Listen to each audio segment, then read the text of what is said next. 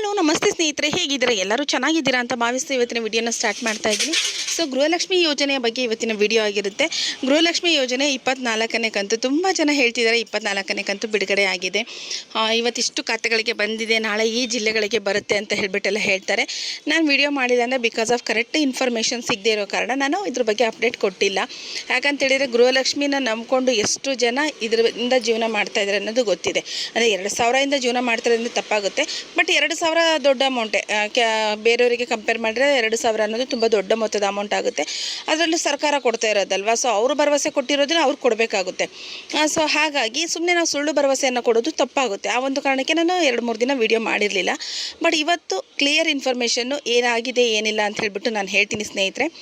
ಅದಕ್ಕಿಂತ ಮುಂಚೆ ಯಾರೆಲ್ಲ ನನ್ನ ಚಾನಲ್ ಇನ್ನೂ ಸಬ್ಸ್ಕ್ರೈಬ್ ಮಾಡ್ದಲೇ ನೋಡ್ತಾ ಇದ್ದೀರಾ, ಪ್ಲೀಸ್ ಸಬ್ಸ್ಕ್ರೈಬ್ ಮಾಡಿ, ಸಪೋರ್ಟ್ ಮಾಡಿ ಅಂತ ಹೇಳ್ತೀನಿ. ಸೊ ಸ್ವಲ್ಪ ವಾಯ್ಸ್ ಡಿಸ್ಟರ್ಬೆನ್ಸ್ ಇರ್ಬೋದು, ಸ್ವಲ್ಪ ಅಡ್ಜಸ್ಟ್ ಮಾಡ್ಕೊಳ್ಳಿ ಅಂತ ಹೇಳ್ತೀನಿ. ನಾನು ಅಂಗಡೀಲಿ ಕುತ್ಕೊಂಡು ವಿಡಿಯೋ ಮಾಡೋದ್ರಿಂದ ಸ್ವಲ್ಪ ವಾಯ್ಸ್ ಡಿಸ್ಟರ್ಬೆನ್ಸ್ ಬರುತ್ತೆ ಸ್ನೇಹಿತರೆ. ಸೊ 24ನೇ ಕಂತಿನ ಹಣ ಬಿಡುಗಡೆ ಆಗಿದೆ ಅಂತ ಹೇಳ್ತಾ ಇದ್ದಾರೆ, ಬಟ್ ಅದರ ಬಗ್ಗೆ ಯಾವುದೇ ಒಂದು ಮಾಹಿತಿಗಳು ಇಲ್ಲಿಯವರೆಗೂ ಲಭ್ಯ ಆಗಿಲ್ಲ.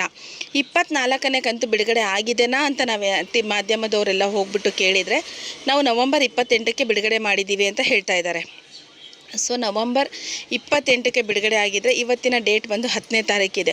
10 ದಿವಸ ಬೇಕಾ ಅಕೌಂಟಿಗೆ ಬರಲಿಕ್ಕೆ? ಖಂಡಿತವಾಗ್ಲೂ ಇಲ್ಲ. ಇವರು ಲಾಸ್ಟಲ್ಲಿ ಹೇಳಿದ್ದು ನಿಮಗೆ ಗೊತ್ತಿದೆ, ನಾವು ಜನವರಿದು ಬಿಡುಗಡೆ ಮಾಡಿ, ಜುಲೈದು ಬಿಡುಗಡೆ ಮಾಡಿದ್ದೀವಿ, ಆಗಸ್ಟ್ ಬಿಡುಗಡೆ ಮಾಡಿದ್ದೀವಿ, ನವಂಬರ್ ಕೊಟ್ಟಿದ್ದೀವಿ, ಆಗಸ್ಟ್ ಕೊಟ್ಟಿದ್ದೀವಿ, ಸೆಪ್ಟೆಂಬರ್ ಕೊಟ್ಟಿದ್ದೀವಿ ಅಂತೆಲ್ಲ ಹೇಳಿದರು. ಕೊನೆಗೆ 23ನೇ ಕಂತಿನ ಹಣವನ್ನು ಕಳೆದ ತಿಂಗಳು ನವಂಬರ್ ತಿಂಗಳಲ್ಲಿ ಬಿಡುಗಡೆ ಮಾಡಿದರು. ಆ 23ನೇ ಕಂತಿನ ಹಣ ಇನ್ನೂ 50% ಜನರಿಗೆ ಹೋಗಿಲ್ಲ ಸ್ನೇಹಿತರೆ. ಅವರು ಏನಂತ ಹೇಳಿದರೆ ಮೊದಲನೇ ಹಂತ, 2ನೇ ಹಂತ, 3ನೇ ಹಂತ, 4ನೇ ಹಂತ, ಈ ಹಂತಗಳಲ್ಲಿ ಬಿಡುಗಡೆಯನ್ನು ಮಾಡ್ತಾರೆ. ಬಟ್ ಇವಾಗ ಎಷ್ಟು ಹಂತವನ್ನು ಅವರು ಬಿಡುಗಡೆ ಮಾಡಿದ್ದಾರೆ, ಎಷ್ಟು ಜನರಿಗೆ ಹಣ ರೀಚ್ ಆಗಿದೆ ಅನ್ನೋದು ಖಂಡಿತವಾಗ್ಲೂ ಗೊತ್ತಿಲ್ಲ ಸರಿಯಾದ ಮಾಹಿತಿ.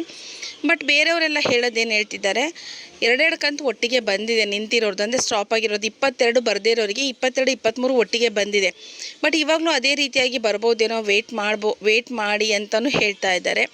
ಬಟ್ ಇವರು ಹಣ ಹಾಕಿದರೆ ಅಲ್ವಾ ಎಲ್ರಿಗೂ ಬರೋದು, ಹಣನೇ ಹಾಕಿಲ್ಲ ಅಂದರೆ ಎಲ್ಲಿಂದ ಬರುತ್ತೆ? ಇವ್ರು ಯಾಕೆ ಈ ಥರ ತಪ್ಪು ಮಾಹಿತಿ, ತಪ್ಪು ಸಂದೇಶಗಳನ್ನು ಕೊಡ್ತಾ ಇದ್ದಾರೆ ಅನ್ನೋದು ಖಂಡಿತವಾಗ್ಲೂ ಗೊತ್ತಿಲ್ಲ. ಹಣ ಹಾಕಿಲ್ಲ ಅಂದರೆ ಹಣ ಹಾಕಿಲ್ಲ, ನಾವು ಇಂಥ ದಿನ ಬಿಡುಗಡೆ ಮಾಡ್ತೀವಿ ಅಂದರೆ ಯಾರೂ ಅದ್ರ ಬಗ್ಗೆ ಕ್ವಶನ್ ಮಾಡೋದಿಲ್ಲ.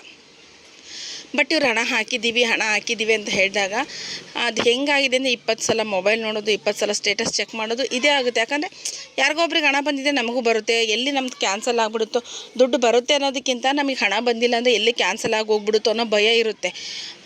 ಯಾಕಂದರೆ BPL ಕಾರ್ಡ್ನ ಕ್ಯಾನ್ಸಲ್ ಮಾಡ್ತಾ ಇದ್ದಾರೆ, ಗೃಹಲಕ್ಷ್ಮಿಯನ್ನು ಕ್ಯಾನ್ಸಲ್ ಮಾಡ್ತಾ ಇದ್ದಾರೆ ಇವರು. ಸೊ ಹಾಗಾಗಿ ಬೇರೆಯವ್ರದ್ದು ಬಂದಿದೆ ಅಂತ ಹೇಳ್ತಿದ್ದಾರಪ್ಪ, ನಮ್ಮದು ಬಂದಿಲ್ಲ ಅಂದರೆ ನಮ್ಮದು ಹೋಗ್ಬಿಡುತ್ತೇನೋ ಅಂತ ಹೇಳ್ಬಿಟ್ಟು ಚೆಕ್ ಮಾಡೋರು ತುಂಬ ಜನ ಆಗಿದ್ದಾರೆ. ಸೊ ಆ ಒಂದು ಟೆನ್ಷನ್ ಇದೆ ಅಲ್ವಾ, ಅದು ಸರ್ಕಾರಕ್ಕೆ ಯಾಕೆ ಗೊತ್ತಾಗ್ತಾ ಇಲ್ಲ ಅಂತ ಅರ್ಥ ಆಗ್ತಾ ಇಲ್ಲ. ಇದು ಒಬ್ಬರು ಇಬ್ಬರು ಸಮಸ್ಯೆ ಅಲ್ಲ, ಲಕ್ಷಾಂತರ ಕೋಟ್ಯಾಂತರ ಮಹಿಳೆಯರ ಸಮಸ್ಯೆ ಇದಾಗಿದೆ. ಸೊ ಅವ್ರು ಹಣ ಹಾಕಿಲ್ಲ, ನಮ್ಮ ಕಡೆ ಹಣ ಇಲ್ಲ ಅಂದರೆ ನಾವು ಇಂಥ ದಿನಕ್ಕೆ ಬಿಡುಗಡೆ ಮಾಡ್ತೀವಿ ಅನ್ನೋ ಒಂದು ಮಾಹಿತಿ ಅನ್ನೋದು ಕರೆಕ್ಟಾಗಿ ಕೊಡಬೇಕು ಅವರು. ಬಟ್ ನಾವು ಬಿಡುಗಡೆ ಮಾಡಿದ್ದೀವಿ ಅಂತ ಹೇಳ್ತಾ ಇದ್ದಾರೆ. ಮಾಡಿದರೆ ಮಹಿಳೆಯರ ಖಾತೆಗಳಿಗೆ ಹಣ ಬರಬೇಕಿತ್ತು, ಬಟ್ ಹಣ ಬಂದಿಲ್ಲ. ಬಟ್ ತುಂಬ ಜನ ಹೇಳ್ತಾ ಇರೋದು 24ನೇ ಕಂತು ಬಿಡುಗಡೆ ಆಗಿದೆ ಅಂತ. ಖಂಡಿತವಾಗ್ಲೂ ಬಿಡುಗಡೆ ಆಗಿಲ್ಲ. 24ನೇ ಕಂತು ಬಿಡುಗಡೆ ಆಗಿದ್ದರೆ, ಸೊ ನನ್ನ ವೀಡಿಯೋಸ್ನ ನೋಡೋರು ನೀವೇ ಆಗಿರ್ತೀರಾ. ನೀವು ಕಮೆಂಟಲ್ಲಿ ತಿಳಿಸ್ತಾ ಇದ್ರಿ, ಎಷ್ಟೋ ಸಲ ಹಣ ಬಂದಿರೋದನ್ನ ನೀವು ತಿಳಿಸಿದ್ದೀರಾ. ಸೊ ನಮಗೆ ಹಣ ಬಂದಿದೆ ಅಂತ ಹೇಳಿಬಿಟ್ಟು ನೀವು ತಿಳಿಸ್ತಾ ಇದ್ರಿ. ಬಟ್ ಇಲ್ಲಿ ಹಣ ಬಂದಿಲ್ಲ, ಯಾರಿಗೂ ಹಣ ಬಂದಿಲ್ಲ. ಇನ್ನು 23 ಬಂದಿಲ್ಲ ಅಂದರೆ 24 ಬಂದಿದೆ ಅಂತ ನಮ್ಗೆ ಇಲ್ಲಿವರೆಗೂ ಯಾರೂ ಹೇಳಿಲ್ಲ. ಸರ್ಕಾರದ ಮಾತು ನಂಬೋದಕ್ಕಿಂತ ನಮಗೆ ಜನರ ಮಾತು ತುಂಬ ಇಂಪಾರ್ಟೆಂಟ್ ಆಗುತ್ತೆ. ಸೊ ಯಾರೂ ಎಲ್ಲೂ ಹೇಳಿಲ್ಲ ನಮಗೆ 24ನೇ ಕಂತು ಬಂದಿದೆ ಅಂತ ಹೇಳಿಬಿಟ್ಟು. ಸೊ ಯಾರಾದರೂ ನಿಮಗೆ 24ನೇ ಕಂತು ಬಂದಿದೆ, ಇವತ್ತು ಬರುತ್ತೆ ನಾಳೆ ಬರುತ್ತೆ ಅಂದರೆ ಅದು ಫೇಕ್ ನ್ಯೂಸ್ ಆಗಿದೆ. ಅದ್ರ ಬಗ್ಗೆ ಕಿವಿ ಕೊಡಬೇಡಿ. ಬಂತು ಅಂತ ಹೇಳಿದರೆ ಒಂದಷ್ಟು ಜಿಲ್ಲೆಗಳಿಗೆ ಒಂದಷ್ಟು ಜನರಿಗೆ ಬರುತ್ತೆ, ಒಬ್ಬರಿಗೆ ಇಬ್ಬರಿಗೆ ಕೊಟ್ಬಿಟ್ಟೇನು ಬಿಡೋದಿಲ್ಲ ಸರ್ಕಾರ. ಸೊ ಹಾಗಾಗಿ ಈ ಒಂದು ವಿಚಾರಗಳಿಗೆ ಯಾರೂ ಕಿವಿ ಕೊಡಬೇಡಿ. ಖಂಡಿತವಾಗ್ಲೂ ಹಣ ರಿಲೀಸ್ ಮಾಡಿದರೆ ಯಾರ್ದೋ ಒಂದು ಡಿಸ್ಟಿಕ್ಕಿಗೆ ಬಂದಿರುತ್ತೆ, ಅಲ್ಲಿ ಯಾವುದೋ ಒಂದು 5 ಡಿಸ್ಟಿಕ್ಕಿಗೆ ಬಂದಿರುತ್ತೆ. ಸೊ ಅಲ್ಲಿ ಒಂದು ಅಷ್ಟು 1000 ಜನಕ್ಕೆ ಬಂದಿರುತ್ತೆ, ಇಲ್ಲ ಒಂದು 100 ಜನಕ್ಕೆ ಬಂದಿರುತ್ತೆ ಅಂದಾಗ ಆವಾಗ ನಮಗೆ ಭರವಸೆ ಬರುತ್ತೆ.